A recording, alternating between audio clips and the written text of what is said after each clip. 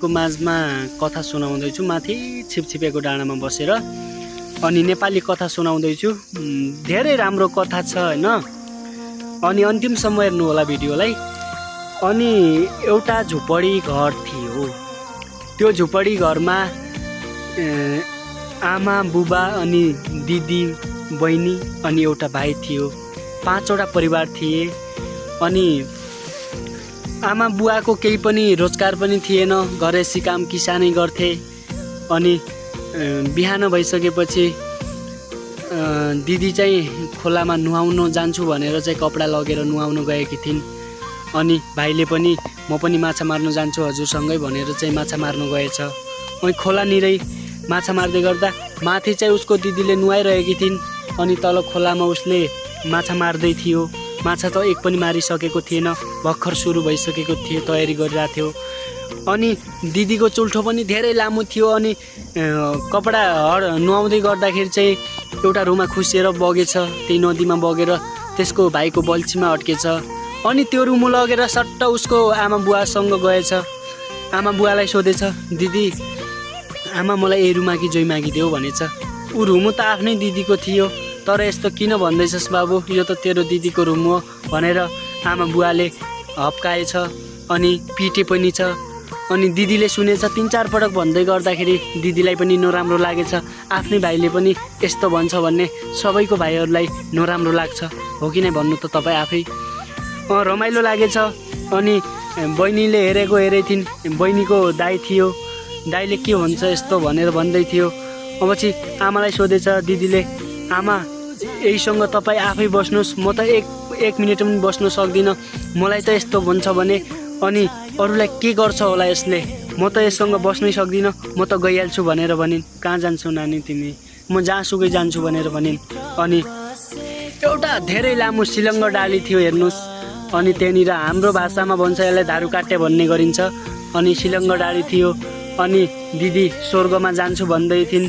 अनि नाइ मलाई उसको बहिनीले भनेछ, नाइ मलाई पनि लगेर जानु, म पनि योसँग बस्न सक्दिनँ। तपाईँलाई त यस्तो भन्छ भने मलाई त के नै गर्छ होला यसले भनेर भनेछ। अनि म तपाईँसँगै जान्छु भने दिदीले पनि नाइ भन्न सकिन। हुन्छ तिमी मसँग जान्छौ भने मेरो घरको कपडाहरू, मेरो लिपस्टिक, नङकाटा, नङपालिसहरू के छ सब लिएर आऊ, म तिमीलाई यही पर्खेर बस्छु भन्यो। दिदी निकै माथि नै बिच बाटोमै चढिसकेको थिइन्। अनि बहिनी आउँदै गर्दा म कसरी आउन सक्छु दिदी, म त आउनै सक्दिनँ भन्यो। तिमी चिन्ता नगर बहिनी, म तिमीलाई जसरी पनि ल्याउने छु भनिन्। अनि उसको चुल्ठो मुर्कुट्टो बानेको थियो। एकदम धेरै लामो चुल्ठो थियो, लगभग धेरै लामो थियो। अनि त्यो चुल्ठो उफारेर चाहिँ बहिनीको छेउमा पुगेछ। अनि पेडमा खुट्टा लगाउँदै अनि सिर्कुले लागेर माथि स्वर्गलोक पुगिछिन् दुइटै बहिनी। अनि स्वर्गलोक पुग्दाखेरि चाहिँ त्यसले रुख काट्नु, मैले मार्छु भनेर चाहिँ भाइले रुख काट्न थालिसकेको थियो, जडामा हान्न थालिसकेको थियो। त्यसको आमा बुवाले पनि त्यसलाई 2 झप्पड लगाएर चाहिँ साइडमा लगाइदिए। त्यसको समय बित्दै गर्दाखेरि त्यसको आमा पनि बितिसकेका थिए। अनि त्यहीको भाइ दिदीको बिछोडको कारणले गर्दाखेरि चाहिँ बेपत्ता भएको थियो। धेरै लामो भयो, अहिलेसम्म अत्तो थिएन उसको। अनि दिदी बहिनीहरू सुन्दर तरिकाले स्वर्गलोक पुगेकी थिइन्। अनि एउटा स्वर्गलोक जाँदै गर्दाखेरि एउटा बुढी आमा थिइन्। बुढी आमालाई भनेछ, आमा बास पाइने हो यो घरमा, यहाँ के बास दिउँ नानी, यहाँ अल्लाहको घर छ, अनि सैनाको ओढ्ने ओछ्याउने छ, अनि खानेकुरा पनि केही छैन नानी, के बास दिउँ भन्ने कुरा गरिन्। अब चाहिँ हामी टन्नो खाएर आएको छौँ आमा, हामीलाई आजको लागि बास दिए नै पुग्छ। अनि हामी केही माग्दैनौँ हजुरसँग, आजको रात बिताउन पाए भोलि केही न केही गरिहाल्छौँ दिदीले भनेछ। अनि बहिनीलाई सोधेछ, तिमी चिन्ता नगर, म छु, केही हुँदैन, मजाले खानु भइहाल्छ भनेछ। अब चाहिँ रात छिप्पिसकेको थियो। अनि बिहान भइसक्यो, बिहान 7 बजिसकेको थियो। बिहान हेर्दाखेरि सुतेर बिउजिँदाखेरि चाहिँ घर पनि महल जस्तो भइसकेको थियो। जब त्यो लक्ष्मी त्यो घरमा भेट्री तब घर पनि चेन्ज भइसकेको थियो। अनि गोठमा हेर्दाखेरि चाहिँ हिजो त केही छैन भन्नुहुन्थ्यो नि आमा, आज त 4 वटा गाई अनि 5 वटा बाख्रा छन् त, गाई पनि एउटा प्याएको छ भन्नुभएको थियो। अनि त्यो भनिसकेपछि चाहिँ ऊ पनि छक्क परिन्, कसरी भयो होला यस्तो, म त अलमल्ल परेँ यो कुरामा, साह्रै पिर गरेकी थिएँ, तर एक्कासी यस्तो कसरी भयो होला भनेर उसलाई सोधेछ। आमा यो त कसरी भयो मलाई पनि थाहा छैन, एक्कासी यस्तो भयो भन्ने कुरा गरिन्। अब चाहिँ अर्को दोस्रो दिन भइसकेको थियो। अब चाहिँ त्यो सब सम्पत्तिको लोभले त्यो दुईटी बहिनीलाई मार्ने योजना गरेकी थिइन् एउटा बुढी आमाले। अनि मार्नको लागि रात पनि पुरै छिप्पिसकेको थियो, रातको 2 बजिसकेको थियो। अनि रातमा के उसलाई मार्ने तयारीमा अब सुतिसके होलान् भनेर चाहिँ उसले चक्खु पलाइरहेकी थिइन् उसलाई काट्नको लागि। रातिको समयमा उसले थाहा नपायो भने दुवै जनलाई मारिदिन्छु भन्ने योजना गरेकी थिइन्। अब चाहिँ त्यति समयमै दिदीले सुनेछ, आमा यति राति के गर्दै हुनुहुन्छ हजुर, सुत्नु न भनेछ। अनि आमाको जवाब गएछ, नाइ ढाड लास्टै चिलाइरहेको छ, त्यही भएर कोनाइरहेको छु, सुत्नै सकिरहेको छैन नानी, तिमी सुत न है भनेछ। नाइ अब तपाईँ डिस्टर्ब गर्नुहुन्छ अनि कसरी सुत्न सक्छु र भनेछ उसले। अब चाहिँ त्यो पनि रातभरि सुत्न सकिन र बुढी आमा पनि रातभरि सुतिनन्, उसलाई मार्ने योजना गरेकी थिइन्।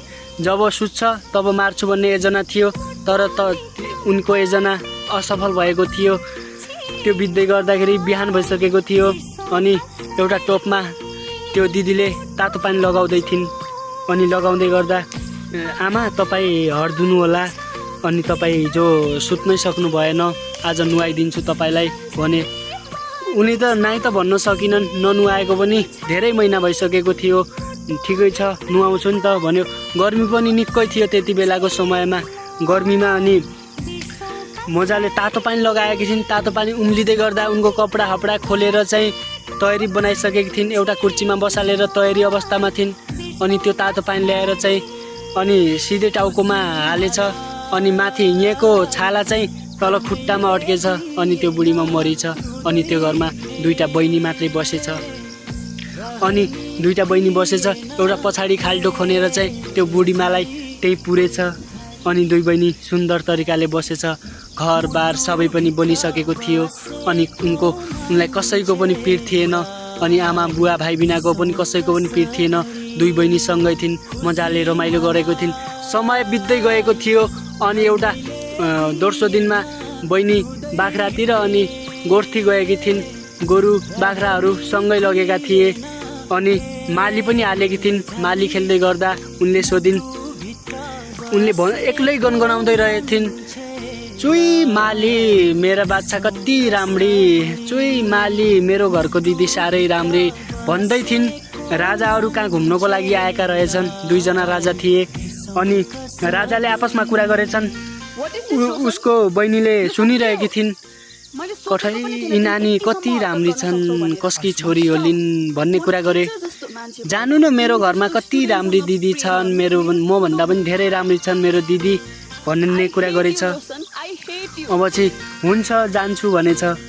अब चाहिँ दिदी तिमी जान्छु भन्ने थाहा पाएर दिदी दोस्रो बाटोतिर चाहिँ आफ्नो दिदीलाई सुनाउन गएकी थिइन्, यस्तो यस्तो मान्छेहरू आउँदैछन्, तपाईँ यहाँ अलि काली के भएर बस्नु होला भनेर भनेछ।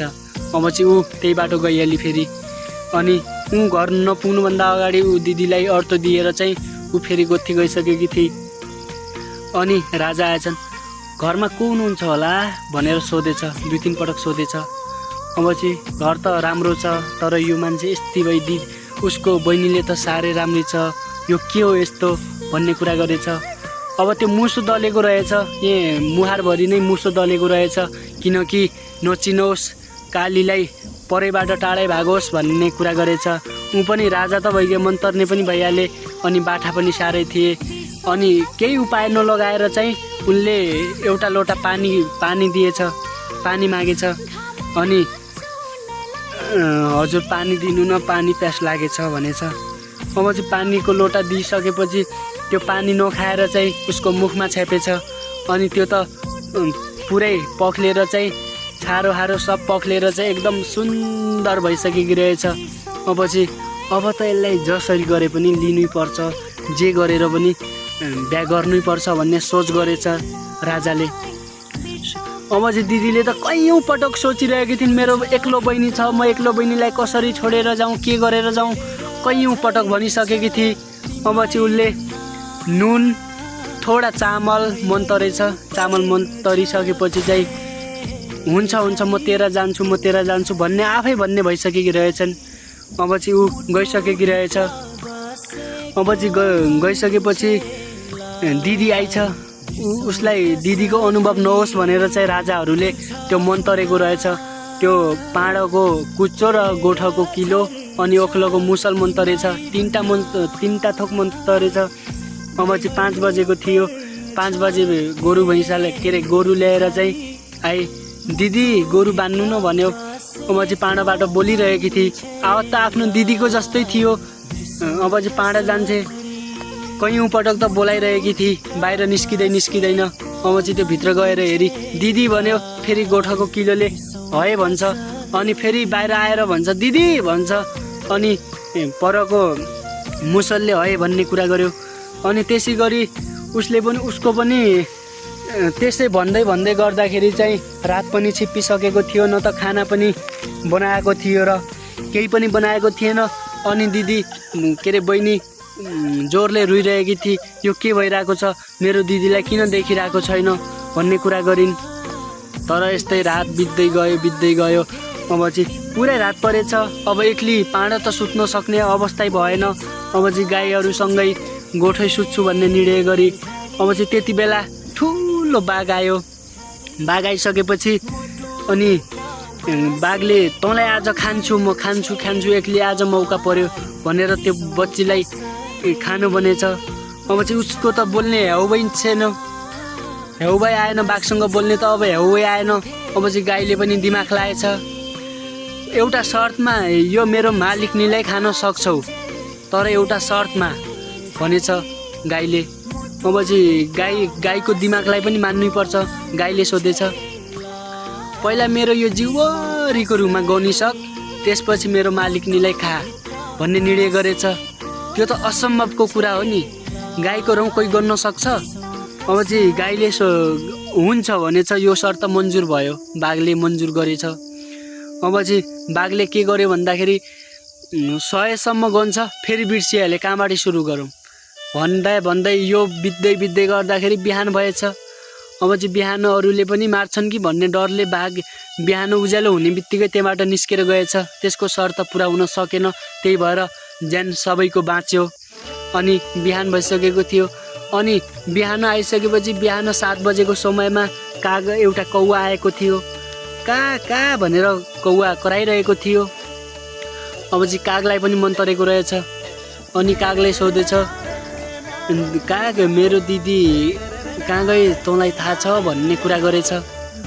अब चाहिँ म हिजोदेखि केही पनि खाएको छैन, मलाई टन्न खाना ख, त्यसपछि म तेरो दिदीकै घरमा पुर्याउँछु भन्यो। हुन्छ भनेछ। अब चाहिँ खाना साना टन्न खाएछ। अब चाहिँ एउटा ठुलो धागो मेरो खुट्टामा बाँधे। अनि म त्यो धागोमा जान्छु। अनि तँ पनि यो धागो नबिर्सेर चाहिँ आउनु भनेर कागले अड्टी दिएर चाहिँ त्यो धागो नछुटाएर चाहिँ त्यसको दिदीको घरमा पुगिछ। दिदी त राजाको घरमा ठुलै महलमा बसेकी, सुन चाँदी सब गरेका आफ्नो बहिनीलाई त नि बिर्सिने बनाएका रहेछन् राजाले। चाहिँ लामन बाबर हालिदिइरहेछन्। अनि राजाको घरमा पनि 15वटा चौरी गाई पालेका रहेछन्। चौरी भैँसा 15वटा चौरी भैँसा पालेका रहेछन्। चाहिँ भैँसा पुरै मैदान थियो। घर पनि त्यस्तै महल थियो। दिदी हिजोदेखि केही खाएको छैन, एक लामन दिनु न भने। मेरा सौरा मेरा नन्द खान्नी न भनेछ। एक लामन त दिनु भनेर भनेछ। त्यस्तै भन्दै गर्दा लास्टमा दिएको लामन चाहिँ चौरी भैँसाको दुधमा परेछ। अब चाहिँ दुधमा चोपिएछ। अब चाहिँ चौरी भैँसोले आँसु निकालेको रहेछ। अब चाहिँ दिदीले उसलाई आफ्नो बहिनीलाई पिटिक्कै पनि माया गर्दिनथिन्। अब चाहिँ यो लामो अब चौरी भैँसाले भनेछ यो लामन टिप्न आई, यो लामन नखा भनेछ। अब चाहिँ हामीलाई पाल, तँ हामीलाई घाँस पात दे, तँलाई दुध दिन्छौँ, मही दिन्छौँ, घिउ दिन्छौँ भनेछ त्यो चौरी भैँसाहरूले। अब चाहिँ एउटा खरक थियो। त्यो खर्कमै बसे उसलाई घाँस ल्याउने कहिले केही ल्याउने सब कुराहरू गर्थे। अब चाहिँ भैँसाले दुध मही दिने गर्थ्यो, हरेक कुराहरू दिने गर्थ्यो। अब चाहिँ घिउ सिउ दियो। अनि कहानी चाहिँ यहाँबाट चाहिँ एन्ड भयो। यो कथा कस्तो लाग्यो तपाईँले जस्तो लाग्यो त्यस्तै कमेन्ट गर्नुहोला। एकदम रमाइला कथा सुन्नको लागि हाम्रो च्यानललाई एक लाइक र एक फलो गरिदिनु होला। अनि तपाईँले नयाँ मान्छे हुनुहुन्छ भने कृपया सब्सक्राइब पनि गरिदिनु होला। युट्युबमा तपेन्द्र ब्लग्स रहेको छ। युट्युबका साथीहरूले अन्तिमसम्म भिडियोलाई हेरिदिनु होला, माया गरिदिनु होला। यस्तै रोचक भिडियोहरू तपाईँको माझमा सार्वजनिक गर्नेछु। अहिलेको लागि धन्यवाद। आगामी दिनहरूमा पनि यस्ता भिडियोहरू यस्ता कहानीहरू तपाईँको माझमा राख्दै अहिलेको लागि बिदा हुन चाहन्छु। हस्त धन्यवाद। शुभ दिन, शुभ रात्रि।